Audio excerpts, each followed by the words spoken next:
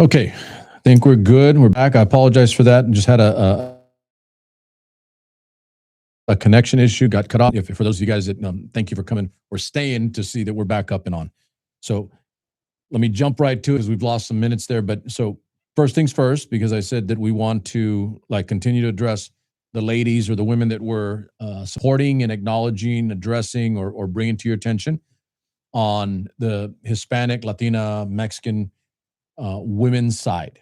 Okay, so the two I haven't, we're going to kind of go through them quickly, but I'm going to do, I think in this particular case, the two ladies here are two musicians. So what I'll do is tonight, or maybe we can do this right now, if you can, Dominic. So what we'll do is pump them into the chat, and then I'll go check it tonight when I get home after the video posts, this stream, and to make sure that you got the two women. So real quickly, so the two women that I've got for tonight, first one's first, kind of ran into learning about her and listening to her music, I want to say 4 or 5 years ago. I want to say it was during the pandemic. And the truth is, she's been around longer than that. Started when she was young, and so has been around a while, and she's global now. But I really didn't know about her, and maybe because like I was still in my world bubble of raising kids and getting them through high school and getting ready for college. And so my world was not, let's just say it was insular. It was all about, wrestling tournaments on weekends or swim meets on Saturdays, et cetera, practices, et cetera. My music was narrowed at that point. And then immediately after my son and then my daughter, my daughter went off to college, then it just opened up a whole world for me personally in terms of what I could do time-wise with what I listened to. And I went all kinds of different places, and I found this young lady, this woman at that space. Her name is Ina. It's Inna. If you can punch that in there, Dominic, you can find it. So what I was saying was that the two of these ladies are both musicians. So it's an easy, not necessarily transition, but an easy find when it comes to YouTube, because they have YouTube pages and they have music on their YouTube pages.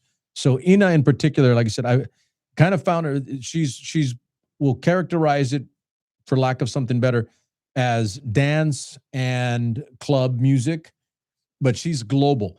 And the reason I'm bringing her up, and if you know who she is, then cool. There's no way you probably haven't heard some of her music somewhere, because she's been around for a bit now. And she's done a lot of music, a lot of collaborations with American artists, rappers, hip hop, et cetera, and a whole bunch of other. But what really stood out for me, and this is what's really cool, her music is, it's good. It's good dance music, good. Like, she's kind of like a dance queen. She's been termed a dance queen. There's more than a few of those, but she's definitely one that is kind of global. This is what I really dig about her. And watch this. She is Latina. And I'm going to get specific with that without spending too much time on it, because I know I've addressed this in prior shows. So the word, or the name, is Ina, Inna, a dance queen. Music is dance and club and world and global music. What I really, really dig about her is that she does music and sings in multiple languages. So she's originally from Romania. I'm going to get to that in a second. But so she's from Romania. She's Romanian, and she's done music in Romanian, obviously, as she started. She's done music in Spanish. She does music in English. She does music in Arabic and other languages, multiple. And her hits are global. Her hits are on the charts for the last at least 10 years plus, all over in terms of the globe. And she tours, does concerts all over the globe. And I really like the fact that she does it in multiple languages. Personally, I think that's badass. Kind of cute. She's not ugly. She's a pretty little girl. A lot of charisma. And again, I'm kind of stuck on the fact that she does music in multiple languages, like at the drop of a dime, with no loss. And she collaborates with everybody, on the planet. She just does, really cool music. If you listen to her music, you'll know what I'm talking about. It's just really good, easy music to listen to, relax to, kick back, get you a little hyped and jumped. But last point to her, again, she does music in multiple languages. And I was amazed at how much attention she doesn't get, stateside. And again, it's not to say that it doesn't exist, but as everything to do with what we're doing in Women's History Month, I want to give her more attention. I want you, my listener, my viewer, in case you don't know who she is, to check her out, to check out her page, check out some of her music. Yeah, I'm going to say this, and I'm going to go out and limb a little bit here. I don't think too far, but I don't think there's any way that if you listen to all her music, there's not something you like. I just don't see it. It's just, unless you just don't like music, in which case, why are we here, right? But there's no way that you don't listen to her catalog, and it's a lot. It's voluminous. She's done a lot of albums and a lot of songs over a decade plus. So she's got plenty. And there's just absolutely no way that you don't find something that you're going to like in her catalog of music. Okay. And then last point, I said she's Romanian. For those of you that have been here with me long enough, for those of you that are, my students that way, and I don't care if you're 18 or 90, does not matter. We're all students in some way or another if we're learning, right? If we're still learning, ancora imparo, I'm still learning. I am always still learning. You're a student. She, again, multiple languages. She's from Romania. And if you were in prior shows earlier on when we started back up for the first time in a while after some years off, Romania is a Latin country. Hence, Latina, Latino. It is a Latin country. And I know I've spoken to that and brought that up before, but I want to make sure I'm clear. She is Latina. She is the Romanian is a Latin language. It is derived from Latin, the original. And in addition to that, for those of you that don't know or you weren't here in a prior show, and I haven't brought that up, this is education. It's all good education. Romania and the small Eastern European country to its east and southerly border is Moldova. In Moldova, they speak Romanian. They're two small countries right next to each other in Eastern Europe, but they both speak Romanian. Ethnically, they are Slavic. Ethnically. Okay? Ethnically. But they speak a Latin language. Romanian is a Latin-derived language, just like French is, just like Spanish is, just like Portuguese is. We'll get to that in a second. Just like some of the Basque languages and a couple others are all Latin languages. French, Italian, obviously, French, Italian, Spanish, Portuguese, and Romanian. And there's a few others that are not like a main language for a country, right? For a major ethnicity. But there are a lot of different Latin-derived languages. Romanian is one of them, i.e., she is Latina. And that's why I'm giving her some love and attention. And to educate you a little bit more on the fact that I'll say this, that if you're Latin, you're probably not getting the same attention if you're Northern European. She's Eastern European. And I like the way she's done her thing. She has grown her brand, her name, her style, her genre, and she's global now. And I think she's pretty cool. You watch some interviews with her. She's kind of down to earth and grounded.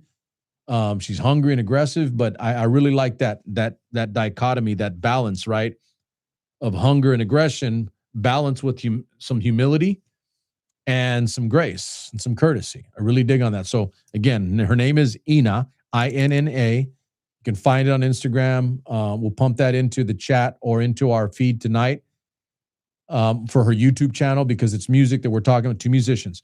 So that's one. That's the main one. The second is going to be far less well known. She doesn't have anywhere near as many subscribers or followers, but her name is Ana Free, Freeana, Ana, Ana, Free, Free.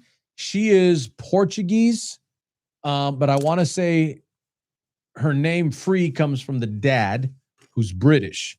So she's a combo, but her music is done. She's in Portugal, and she does, it's in Portuguese. So again, I think I said this a few shows ago. I want to show breadth, BREADTH, and some diversity in the women that I'm showing you or bringing to you from a variety of different countries and ethnicities.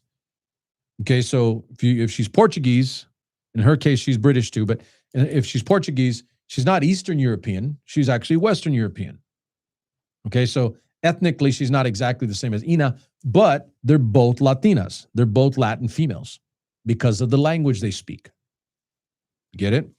So I kind of ran across her just like after doing some digging and some research on women in Latin culture, Latino culture, Hispanic culture. She's not Hispanic, obviously, because she's Portuguese.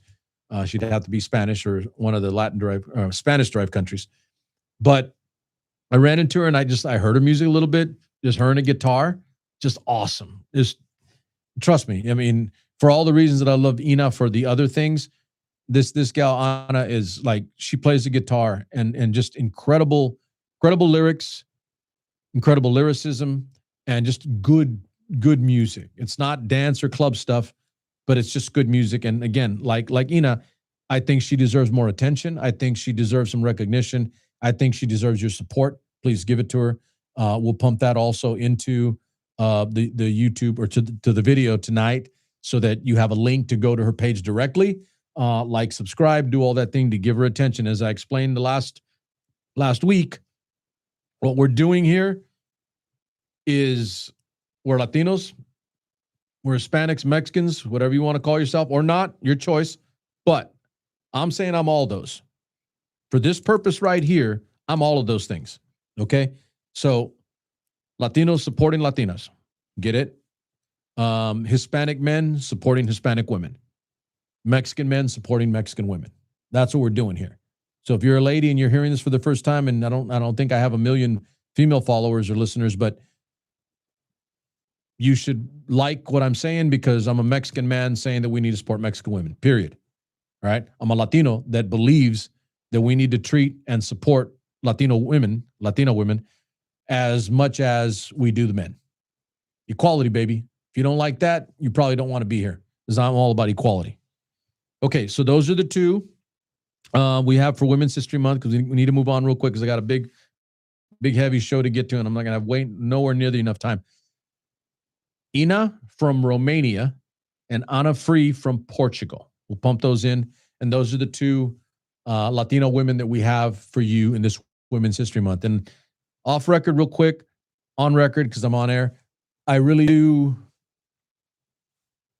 like what we've done in terms of giving some attention and support to the Latin women during this Women's History Month. And as I mean, last show on Thursday, we did two athletes. One was from Spain and one was from Chile. And tonight we're doing two musicians. One's from Romania, one's from Portugal. And I think you see what I'm doing here. And if you like what I'm doing, keep coming back because it's going to be more of that. And I need you guys to watch, follow, and support and to gather that because as of right now, I'm going to say it, I don't see a whole lot of Latin men, Mexican men for sure, that are doing this kind of thing that I'm doing right now, openly and aggressively in the best way as possible, right? Putting it right in your face, telling you these are good things. You can disagree with me, but when you get all under it, it's going to say, okay, it's good stuff, right? Latinos supporting Latinas. And so again, even just off the last two shows, and I'm moving on here. The last two shows were two female athletes, one from Spain, Laura Fernandez, and one from Chile, Paulina Blanco. And tonight we brought focus and attention, and want you to support, these two ladies in music all over YouTube. So we'll provide those links and you can listen to the music directly. But Ina from Romania and Ana Free from Portugal. So, like I said, I'm having some fun with it, even if you're not. I think you are, though. But I mean, this is good. This is good for us. We need to support women. We need to give them the attention they deserve and they require. And I'm going to say this, not just during Women's History Month. It's become a focal point for what I wanted to do here. But I'm going to say this. I think I've said it before on a prior show about a week and a half ago. It's exercise because of the title of the month, the Women's History Month. But I'm saying it needs to continue and carry over, obviously, the whole year. I think you get my point, the whole year.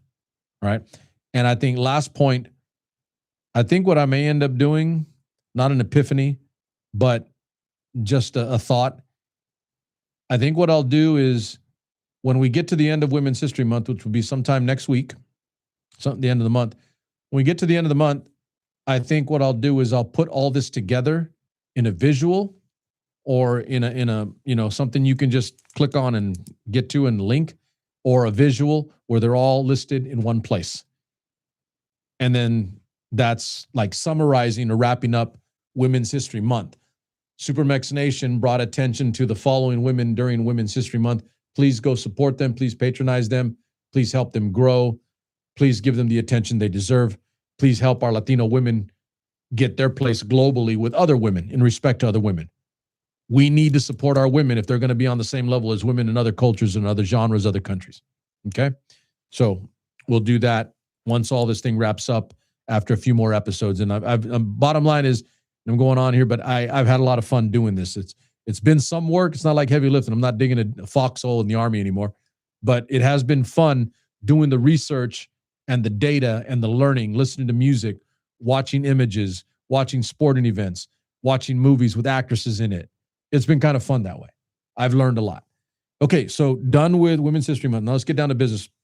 So the title of the show for tonight was, going off of last week, I said, watch what happens into the weekend. So the bottom line is, the traitor Trump threatened Iran with an ultimatum. If you don't do this in 48 hours, then I'm going to do this. Basically threatening threatening the Iranian regime, the Iranian government, the people that are left, that are in power now after he took out the Khamenei, the Ayatollah. And he threatened them and said, if you don't do this, then I'm going to do this to you after 48 hours. And that was going into the Friday. Lo and behold, we went through the weekend, and the threat basically didn't hold up because, and what's been funny is, like, it's become a cultural thing in American society, by the way. Trump taco. Trump always chickens out, because people have figured out that he bluffs and he threatens, but 9 times out of 10, he's not actually going to do anything. I say 9 times out of 10 because you never know. But he's a chicken. At core, he's a coward. He's a weak little person. He's soft. And I'll defy any Trump cult member to prove otherwise. I'll defy them. He's weak. He never served. He dodged the draft multiple times. Bone spur excuse. I can go on and on and on. That's all public record. It's all in evidence. He's no tough guy. He's actually really, really weak. But because of his wealth and because of his ability to get away with things, because of his wealth, he put on the persona of a tough guy, and he can get away with things. And he conned and he fooled stupid people and people that don't have money, because if you pay somebody and they don't have money, they may do it for you even though they don't believe in it themselves. People do things for money. I don't think that's not a debatable point. I think that's an commonly understood societal thing. That if someone gives you a lot of money, you will compromise your principle and beliefs. Again, no debate. No one's going to jump in the chat and say, I'm wrong about that. If you do, I'm probably not going to bother with you because you're doing it to be hard-headed or you're just dumb. But I think people understand that. Let's just make that a given, right? We do understand that people will do things for money. And I do believe 100% that Donald Trump has gotten away with a lot of the things that he's done in his life because of the money that he has. Otherwise, what does he have? Nothing. He's not a tough guy personally. He's one of the weakest, most spineless little bitches I've ever seen in my life. In my life. Because he talks tough and he threatens people, but we know that he will not do anything. Hence the moniker now, the acronym TACO. Trump always chickens out. They used it primarily this past year and before in relation to him threatening like markets and things on a financial end, because in the business world, okay, I'm going to do this to you and you're going to lose money. And then people kind of fight. They fight and then they give up because they don't want to lose money. And he's gotten away with that a lot because he's had money going back as far as he can remember, back to when he was a child, because his dad had money. So he's gotten away with it for a lot. But I think I may have said this in some prior shows, if not even earlier in his first term when I was still on radio. I gave him the old quote, not my quote, but I gave him the old quote. He's no tough guy. He couldn't bust a grape in a fruit fight. And if you know what that lyric's from, go ahead and bust it in the chat. Couldn't bust a grape in a fruit fight. He's not a tough guy. Okay. So he threatened Iran. The deadline came and went. We're here on Tuesday. And basically Trump gives up, gives his taco. And here we go. Trump always chickens out. And he chickened out. Because I'm going to say this, and I don't know, the new guy. It's the son of the old guy, the Ayatollah Khamenei. And everything that's been said so far about the son of the guy that we wiped out is that he's more of a hardliner than his dad, meaning he's more hard-headed and hard-line. And I don't know about you, but if you're believing what Trump says and he thinks it's just going to be done and over because he says so, you don't pick a fight with someone and then all of a sudden, you clock them on the jaw and then you walk away and say, okay, I'm good now. And expect that person to not want to hit you back. That's just stupid. Fundamentally stupid. Now, they don't have the capability to hit us back that way, obviously, because the United States military is again, not the biggest. Always remind yourself, not the biggest. We're not the biggest in terms of population, but we are the best, most lethal, most efficient fighting force on the planet, period. Iran cannot compete with us on that level head to head. But the argument is that they don't have to. And they get a say in the fight as well. We picked the fight, and no one's going to tell me otherwise because it's not like Iran came to New York and took down 2 towers, alluding to another time, okay? They didn't hit us that way. They didn't attack us on American soil or blow up a plane full of Americans or anything like that, okay? Yes, they are a state sponsor of terror, and we should be on them about that, and we have been under multiple presidencies going back a long, long time now. But they didn't attack us. We attacked them. And if you hit someone and you stupidly believe that they're not going to fight back, then that's on you.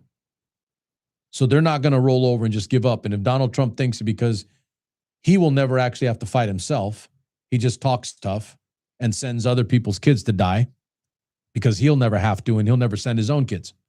He just talks tough. But he's an idiot. That is objectively true, just basing it on the observable from what we've seen over the last week and from this first 24, 25 days of a war that he started illegally, unconstitutionally. All facts, by the way, as well. They get a say in this fight. And they're not going to roll over and just, oh, you kicked our ass, you bombed the hell out of us, you've killed 1,500 of our people. Okay, yeah, now we want peace and we'll do whatever you ask. It isn't going to be that easy. And if you're honestly believing that it's going to be that easy because we are so powerful, you need to clue in. I'm not going to call you stupid or dumb, but you need to clue in. It doesn't work that way. It's not that easy. Oh, that it were, right? That we can just threaten whoever the hell we want and get whatever we want all the time. In which case, we're not America anymore. We're just a thug nation with big guns, bigger guns than everybody else, and we can beat the hell out of anybody just because we can. That's not America. That isn't. That is contrary and antithetical to founding principles, one. And based on nearly 250 years of a history, we're creeping on a quarter of a millennium in existence. Everything to this point points directly opposite of what that rationale is. And don't get me wrong, we're not a saintly nation. We've done some not good stuff. We've done some evil shit. But not this blatantly, not this openly, not this stupidly. And not this lonely. Quite literally lonely. We're doing this almost all on our own. Because we picked the fight on our own. Can't just pick a fight and ask all your homies and your primos to come up and help. They're going to ask you, why'd you pick a fight? Did that guy do something to you? Did he hit you? Did he start something with you? Is he doing something to you? At least that's what my cousins would ask. More importantly, I wouldn't get my cousins into a bunch of fights just to get them into it because I wanted to, because I was having fun or doing something. No, wrong answer. You're not much of a cousin. You're not much of a family member that way. So yes, so he tacoed out, and by Tuesday, so it's Taco Tuesday, Donald Trump tacoed up, gave his taco up to Iran, and now it's Taco Tuesday. Did it again, reinforcing Trump always chickens out. So let's get down to some meat and bones here, because again, this hour is going by quick because of that little break we had there. I took a lot of notes this weekend, so I'm just going to read through these. These are all mine originally. This is me reading, watching, listening, and taking notes in preparation for this particular show. There's going to be a lot of meat here coming at you really, really fast and hard. Taco Tuesday. Trump threatens Iran. This is the worst oil crisis in modern history, eclipsing the 70s. That was a thought I had as I was reading. They were talking about the oil crisis in the 1970s, and by volume and by number, by money, this is worse. And all generated, instigated, and started by Donald Trump being played by Bibi Netanyahu in Israel, which I've already talked about a little bit, and the stupidity and his inability to fight back and not be swayed into something by pro-Israeli forces, Israeli forces in our country too, by the way, in our country, that some of the Trump coalition MAGA members don't like. And that's why they're having a little bit of an issue with him starting a fight, starting a war. We're basically back in the play of Israel, and Israel's going haywire in terms of what they're doing. And I'll say it. Listen, I've been on record in the past as saying Israel is our ally. They deserve our support if they're involved in a war that they get pulled into, and we need to support them. I believe that. But this isn't a war that they were pulled into. This is something that they started and we started. And for the record, if you haven't figured it out, I don't believe in starting fights. I do believe in finishing them. But I don't start fights. I don't go picking fights for the hell of it. That is what has been done here. And we're getting played like suckers and fools, or better yet, like suckers and losers, what Donald Trump calls our servicemen, even though now he says they're the greatest thing on earth because they're dying for him. He got to make himself look good. Call them suckers and losers because he'd never do it himself. But we're being played here. That is obvious to me. People are making money, and Israel in particular is benefiting from having the big brother come in and do all the heavy lifting. In addition, I didn't get to this on the Thursday night, the Gulf states, the other Gulf states, Persian Gulf, oil states, Saudi Arabia in particular, which I have a major problem with. I cannot state this enough. 14 of 19 9/11, September 11 attackers, one of the worst days in American history, where we were actually hit and Americans died on our own soil. 14 of the 19 terrorists were Saudi, from Saudi Arabia.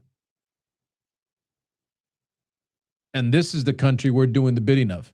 There have been reports. I won't go too far because if I can't verify or confirm myself, I won't say it. But the reports have been that Crown Prince Mohammed bin Salman, the leader of Saudi Arabia, is actively pushing and encouraging Donald Trump to not stop bombing, not stop beating the hell out of Iran. He wants to degrade and destroy all military capability in Iran because Iran is a direct threat and enemy of Saudi Arabia. So in essence, I'm going to make this like kind of comprehensible for you. We've been pulled into this fight, and we've been pulled into this fight before, by the way. I mean, we were in Afghanistan and Iraq for almost 20 years. We were pulled into that one too, for all the wrong reasons, for lies. And here we go again. Well, Iraq and Afghanistan, let's do Iran too. How stupid is that? Extremely. Remarkably stupid. We're being used to do the work, the dirty work of killing and destroying to the benefit of Israel and the other Gulf states that are benefiting from the degradation of Iran and its oil industry. It's that simple. We're being used. We're being used. And don't get me wrong, there will be some benefit, at least on the oil side, right? If you think that's a benefit, and we'll get something because we're just literally walking in saying we want something, we're going to take something. But our kids are going to die, and we're going to spend money. And isn't that the entire rationale behind the America First movement that MAGA members claim so adamantly and cling to so adamantly? Why are we spending our money and having our kids die over there for those people when we should be spending the money and saving our kids over here? I don't totally disagree with that. To a point. To a point. It has to be even-handed and balanced, not black or white. But that was the rationale. That was the reasoning that I had people that I know say, well, Trump will get us out of wars and he won't start wars, and we'll be able to spend our money on our own people, homeless vets.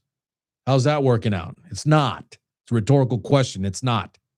We're being used. We're being played. Bottom line. That is my belief. That is my assessment.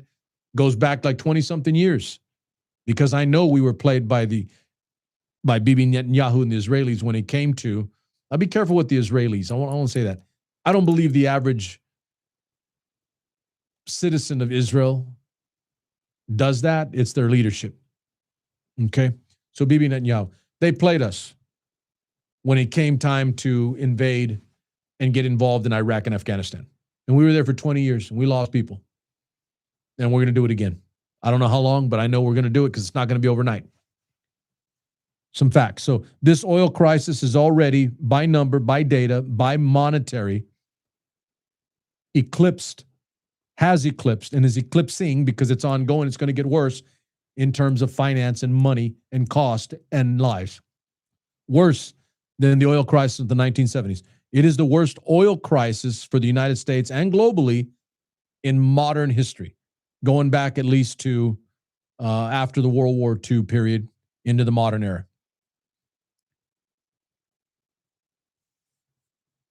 So Trump, fat, lion, rapist, racist, traitor, oaf. We already know that. We all know that. The question is, who else is complicit with him? Are you, or are you fighting back? Are you against what he's doing? And are you active in saying that it is not okay that he's doing it? Because if you're not, and you're just sitting on the sidelines and allowing the MAGA cult to speak and talk and say whatever the hell they want, then by extension, they win that way. So let me give you some more hard stuff. Because I've posted this on my social feed and Facebook and others as the facts come, because it's a lot, it's a volume. Trump has lifted Russian sanctions for Vladimir Putin. Here we go, getting played again, because everybody knows there may be not one single world leader on this planet that identifiably and objectively you can say Donald Trump defers to, bows down to, or backs off on more than any one person. It is Vladimir Putin. I don't know what the reasons are. I do believe all reasons do come out over time, and we will know more. But there's no question in my mind, and for good reason, Donald Trump is afraid of Vladimir Putin. And you heard what I said, afraid. And for the record, that's not saying a lot in terms of Donald Trump, because he's weak anyway. He's a weak little bitch. But Vladimir Putin's a scary critter, by the way. That dude was a section chief in the KGB in Berlin. I'm not going to go too far here because I've got stuff to get to that I've got to move on faster, but that dude's a killer. And he knows what it is to kill and not think twice about it, not have any emotion to it. Donald Trump, trust me, is not that guy. And I do think there's some of that there. I think Donald Trump on a simple, base, primal level fears Vladimir Putin. Because the truth is, there are a lot of people on this planet that should fear a guy like Vladimir Putin. Because that guy's a killer. He is an emotionless, cold, calculated killer in all of those ways. So I think there's that with Donald Trump. I do think he fears him, like on a personal level. But, and I'll move on from here, I do think that there are things that we will find out more about over time, maybe after Trump is dead, sooner than later. If you don't like that, too bad, because he did make the comment about Robert Mueller, and he was glad he was dead. One of the sorriest and sickest comments by an American president in my entire lifetime, because Donald Trump is scum, wishing and speaking ill of the dead, especially someone like Mueller. He was a Republican too, by the way, a conservative dude, but a Vietnam veteran that served with distinction and in essence spent his entire adult life serving his country, first in the military and then in governmental service. And Donald Trump was glad he was dead and said so openly. Scum. So we will find out more about what that situation is, what that relationship is. I think there's more. If I'm wrong, so be it, but I'll put it out now. I think there's something that Vladimir Putin has or knows about Donald Trump that Donald Trump does not want to get out or does not want to be known. I don't know. There have been things said. We don't know, at least not yet. But I do believe there will be things that come out in the future. Those lifting of sanctions of Russia at this time in particular. The sanctions were because he invaded Ukraine in an illegal, unprovoked war, just a power grab, just to take something from another. And I phrase it that way on an individual level so you can understand. Like somebody walks into your house and takes your food and walks out. Not okay. And you'll do something about it. So the United States has lifted those sanctions on Russia. The result of us, meaning Donald Trump, lifting sanctions, economic sanctions on Russia, has resulted in, and this is ongoing now, nearly $150 million, in excess of $150 million a day that Russia is now making in money because of the lifting of sanctions.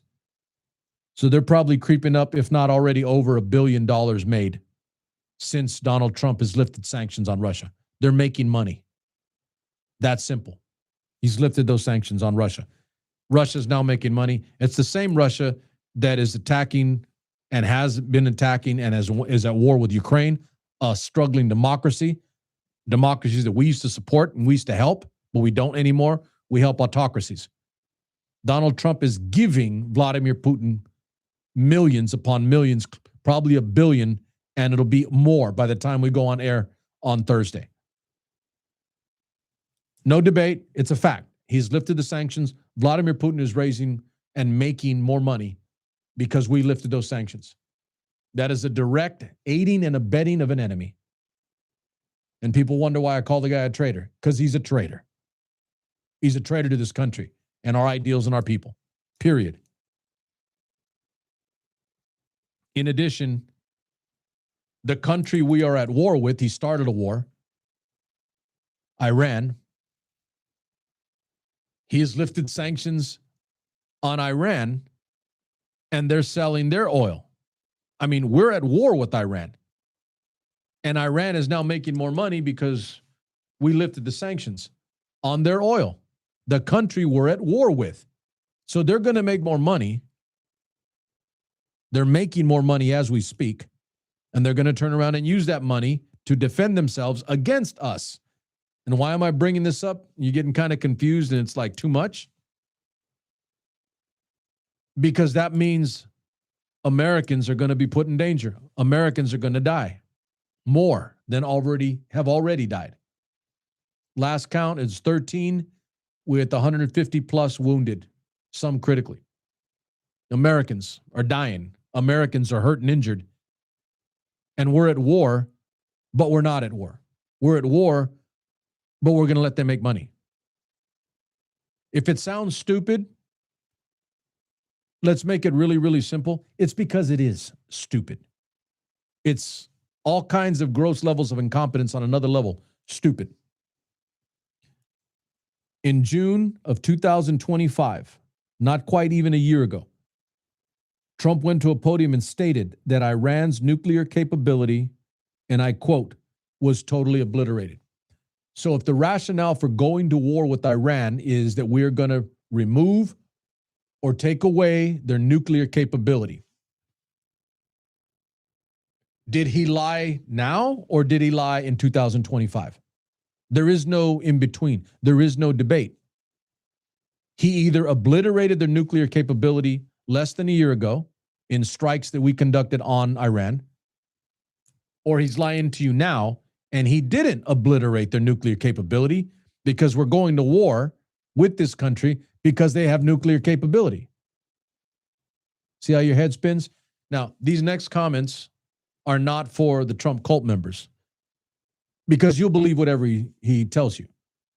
As I've said before, taco. If Donald Trump feeds you a shit taco, you're going to ask for salsa. You're going to ask for more because he can tell you in one breath that we eradicated and obliterated Iran's nuclear capability already. It's done. Yet we start a war because we got to take away their nuclear capability. And I will say it, if you believe that, you're stupid. There is no objective, ulterior response. That's just stupid. Kind of like he said we took out ISIS in his first term, but yet we're dealing with ISIS still. He lies to you. And if you believe it, then you're stupid. You're a lemming. You're part of the flock of sheep. You're a fool. You're dumb. Make it simple. It's not complicated. Few more and then we'll finish up here. Trump demanded that our allies send help in the Strait of Hormuz, which you've had on the news all this weekend and into this week. Then he said, we don't need anybody. We can do it ourselves. Correct? And also said, maybe we shouldn't be here at all because we have a lot of oil. So again, rhetorical. What is it? Do we have a lot of oil and we don't need to go get more? Then you're lying to us again. Plausible, believable, because it's true. Trump declared, we won the war, we won it, and these are all quotes, these are his exact words, no paraphrasing here. We won the war, we won it in the first hour. So if we won the war in the first hour, what the hell are we doing there 24 days later? If you believe that, well, then you're stupid. You're probably in the cult. And again, I'm talking to my viewers, my listeners. You don't believe it because he lies and he's stupid. Then he said, we're not leaving until the job is finished, even though we won the war in the first hour. He said there is practically nothing left to bomb, yet we keep on bombing. He then threatened to bomb Iran again just for fun. Those are his words. This is a president of the United States, a commander-in-chief. We'll bomb again for fun.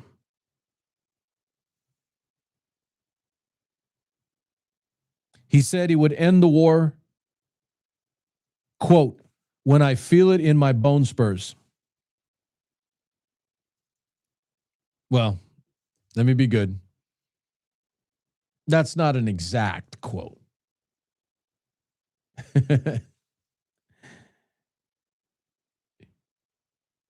We would end the war when I feel it in my bones.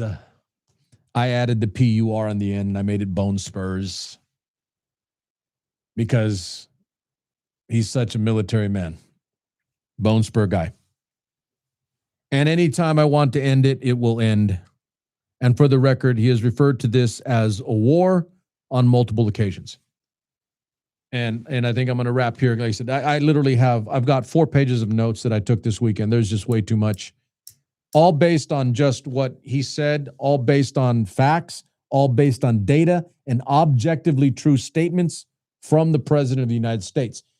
If you are rational, if you are logical, if you are fair, and you listen to the things that this man says, you can only come to the conclusion that there are 1 or 2 possible explanations for the things that he says and how he says them.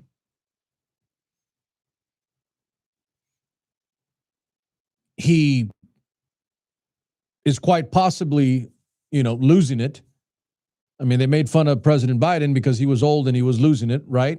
And I'm not saying he did or he didn't, but that was the statement. That was the rationale. But now it's okay for this guy who's older, also losing it. I do think there is cognitive decline. I think that's objectively measurable and true if you just listen to his diction and his word. I made a statement just recently that listening to Donald Trump, for me, it's like injecting pollution into my intellectual bloodstream. It quite literally makes you dumber just listening to him. He speaks no more than at an elementary to middle school level at best. Apologies to middle schoolers. If you actually understand language, if you actually listen, he speaks as a child. Not clear, not concise, rambling, contradictory. I won't even say the lies because he is objectively, measurably the most lying president in the United States history, period. That's all done. So as I wrap tonight, we'll pick up on the Thursday because there'll be more. God willing, there aren't any more American dead. But as I came to the show tonight, I did see, and I'm a little hurting here, that not only have we sent Marines from Camp Pendleton in my home state, this state of California, but we have also sent and we're sending thousands of soldiers from the 82nd Airborne in North Carolina. And that is my son's former unit. He's out and done now. And I will say it, and I don't care because I am a parent. I am glad that my son does not have to serve under this piece of shit. And I'm not the only veteran that thinks that way. I'm in a lot of veteran groups online and social media groups and other things. And there are very, very few veterans that are okay with what's going on right now. It's rare. The majority of us are on this side, not okay with what we're seeing, not okay with this type of commander-in-chief, and not okay with, again, possibly and now seeing in action, in actuality, American soldiers, American kids dying in what is, and I'll end here, for what is, and I believe will be viewed in the future as one of the stupidest, most incompetent military actions in United States history. And reminder, I am a former U.S. history teacher. I quite literally taught military actions right back to the Revolutionary period and all of our nation's conflicts and wars up until now. This one, as of right now, 25 days in, is on track and is already being viewed as one of, if not soon to be, because it can get worse. It can get worse. One of, if not maybe, what may end up being the worst military actions conducted by any president in United States history. Quote that. Put that on record. Remember that as we go off into the rest of this week and we see you back on Thursday. I'm putting that on record right now because it's going to get worse. If not personally, with regard to soldiers, financially, it's going to get worse. In a country that is already, last point, this is going longer than normal. I put this because there's a lot more that I've got, but I'm gonna finish on this quote here on the financial end. Put this price tag up. We're already in the billions, and he's going to ask for $200 billion more from Congress to conduct an illegal war that is unconstitutional. I've already gone over that. There is no debate here. We're at war. This president started a war that is illegal and unconstitutional because Article 1 does not provide the president with the ability to conduct or start a war. Period. And there is no debate. I'm not debating with anybody. That's a fact. But because of this, as we stand right now, today, the United States national debt, the figure you need to know, The United States national debt is at $39 trillion with the T. $39 trillion. Donald Trump, in his first presidency, and just 1 year into this one, is responsible for 13.5 of those trillions of dollars. 1/3 of the entire national debt is by one president alone, Donald Trump, the traitor. Just the one. The other 44 presidents, 44, the other 44 presidents combined over our entire history as a country, 25.5 trillion. So this guy, this traitor, this sack, has accounted for 1/3 of the nation's entire debt by himself. It's not the art of the deal, it's the art of the bankruptcy, which he is very, very good at. He's bankrupting our country, not just financially, but morally and ethically. And as of yesterday, fun fact for you as we go off, the United States Treasury Department has declared that the United States government is insolvent. INSOLVENT, insolvent. That is from the United States Treasury Department as of yesterday. Has declared that the United States government is insolvent. With data compiled up to September 30th of 2025, the U.S. has $6.06 trillion in total assets against $47.78 trillion in total liabilities. Without digging too deep here, the traitor has ballooned the national debt with the numbers that I've shown you. And it's only going to get worse because this war isn't going to get less expensive. It's going to get more.